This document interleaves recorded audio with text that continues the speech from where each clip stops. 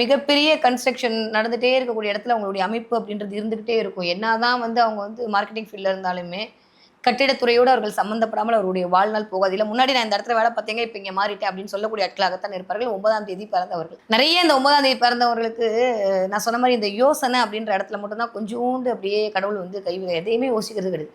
பட்டு பட்டு பட்டுன்னு பண்ணிட வேண்டியது. அதுக்கப்புறம் ஐயோ போச்சுன்னு வருத்தப்படுறது எல்லாமே வந்து இந்த செவ்வாய் தான். அதனால தான் ஆடுன்ற கான்செப்ட்லேயே செவ்வாயை வச்சாங்க. அதே மாதிரி புதைக்குழி அப்படின்ற கான்செப்டில் விருச்சகத்தில் கொண்டு போய் செவ்வாயை வச்சாங்க. எல்லாரும் ஓடினாங்கன்னா அதுவும் ஓடிடும். ஏன் ஓடுறோம்? தெரியாது.